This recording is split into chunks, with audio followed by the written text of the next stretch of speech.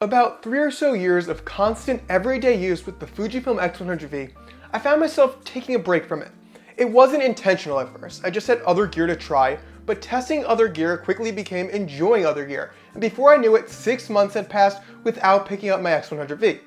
I even started considering selling it again, something I hadn't really considered since the X-T5 came out. So when I started to get the itch to shoot with my favorite camera again, I was excited but also a little apprehensive.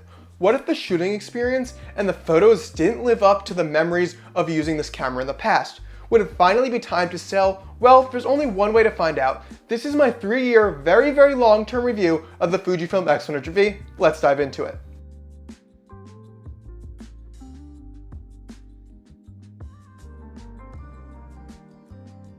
The first thing I did when I picked up the X100V was load in a few film sim recipes, including some I'd never tried before.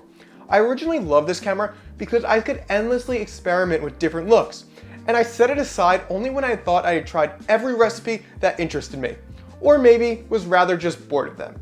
After taking a break though, I found myself excited to dive back into it and play with those recipes all over again. I've got a couple recipes loaded up on my X100V to try. The first is Portrait 160. I haven't tried a Portrait 160 and I'm really excited to use it. This one's from Fuji X Weekly. Feels like a good starting point, a classic portrait recipe. The next I have is Urban Dreams, which will be my New York City kind of urban gritty recipe, I hope. We'll see. I've got Pastel Chrome from Eddie, who's got a YouTube channel, which is interesting because it's a recipe that's designed to be edited. And then I have Black Friday for a black and white look.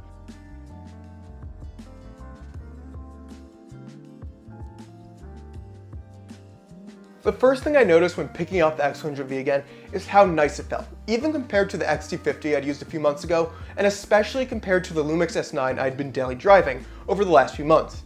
The X100V just feels high quality. Like I said, I've been daily driving this camera for 3 years and it's held up pretty well. Sure, some of the edges have some scuffs where the silver is showing through the black paint, some of the lettering is starting to wear, and the rubber around the viewfinder is deteriorating. Now this may seem like a lot, but I have not babied this camera at all. It's been dropped, tossed in bags, and worn on a strap at my side, so yeah, I can confidently say the build quality is really solid. I've spent about a day again with the X100V and I've got some thoughts. One, it feels awesome in the hand. It's just so tactile, it feels really high quality, and I haven't gotten that with the cameras I've used in the past. Whether that's the X-T50, the A7 IV, or the S9 I've been using, the X100V just feels better. The other thing is I'm really enjoying the images I've gotten with this camera. They're nothing that special, but there's just a charm to the images I've gotten out of the X100V that I'm really happy with. So after a few days of constant use with the X100V, I started to fall into a groove again, and it quickly became more natural. During this time, I started to remember a few of the cons I had with the X100V, the first being battery life. After only an hour of shooting, my battery was already down 2 bars. This isn't the end of the world, I just needed to get back into the habit of checking the battery more often and carrying an extra battery with me when I was going out for a long day of shooting. The other con I noticed pretty quickly is how the shutter speeds and aperture are linked on this camera. Wide open at f2, the leaf shutter can only hit 1/2000th of a second. Go higher and it switches to electronic. Fuji's built-in ND filter helps, keeping it at f2 on a bright day, but it means you're constantly juggling settings if you want to stay on the mechanical shutter, and making it a slower shooting experience. Now, this wasn't the end of the world, and even as I kept shooting more with this camera, it became much easier to work around and juggle this, but it's just something to think about and consider when you're shooting with the X100V. Now, I was rereading the cons section, and I think you may be wondering why I didn't mention autofocus.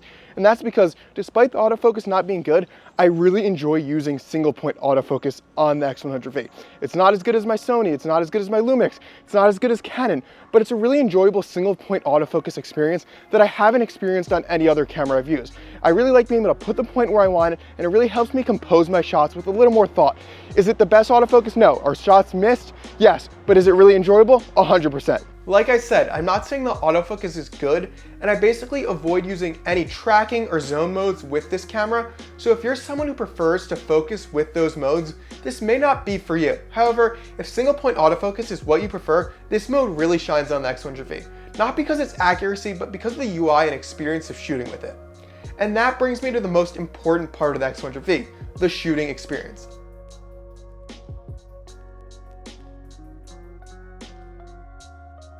Honestly, I've used many cameras since picking up the X100V for multiple different brands, and none of them have given me the enjoyment the X100V has. This can't be attributed to one aspect of the camera. It's really how everything comes together. Physically, it's the build quality paired with the size, looks, and how nice it fits into your hand. How easy it is to operate with one hand and carry around with you everywhere. All of this combined with a great sensor, Fujifilm's film simulations, and the community of people creating recipes just makes this one of the most unique camera shooting experiences I've had. But all that doesn't matter if you aren't getting great image quality as well, right? This is where it gets a little weird. The image quality of the X100V is solid. I don't really have any complaints, but I'm also not going to sit here and preach it's the most amazing thing ever.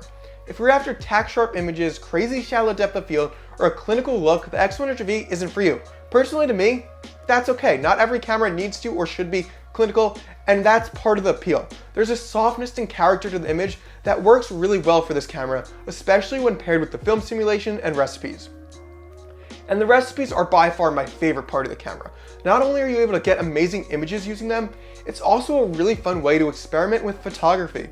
It makes it so easy to try out a new style you'd never even considered before.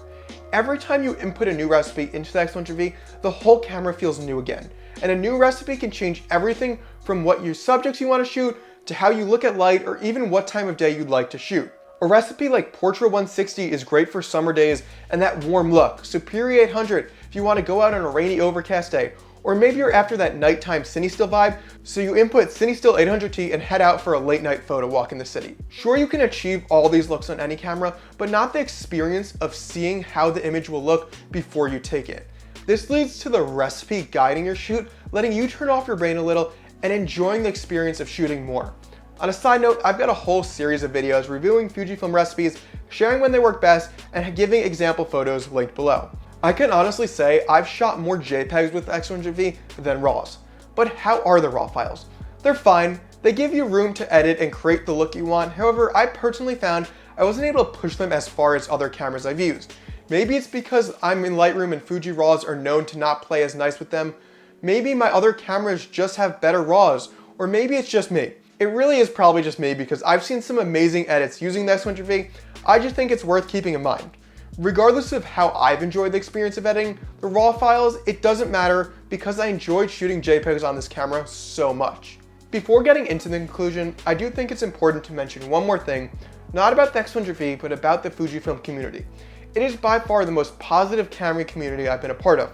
Sure, there are always going to be negative people, but overall the Fuji community is more helpful and supportive than any other camera community I've been part of, and Fujifilm as a company also seems to help push this and is so active on social media and seems to really care about their users, and that means a lot to me as a photographer who likes to rep the brand they shoot. So, 3 years later, is the X100V still worth it? Does it hold up? Would I spend $1,500 on it again? And should you spend that on it now?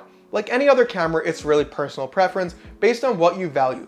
All cameras have their pros and cons, and it really comes down to which pros and which cons matter most to you.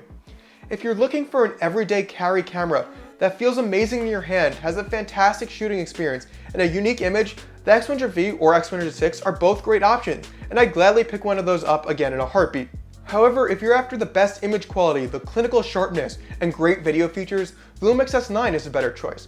If you're after the most compact size, the Ricoh GR III is better. But if you're really after that experience that makes you want to take your camera everywhere with you, one that inspires you and provides an experience like no other camera I've used, the X100V is perfect. So even though I'm really considering selling my X100V, I'm not sure I'll ever be able to, at least not until something better comes along. Although the GFX 100RF really has my eye. So let me know, what do you think of the X100 series of cameras? Do you love them? Do you hate them? How long have you owned yours? And does it live up to the hype? For now, go and shoot some photos. Thanks for watching.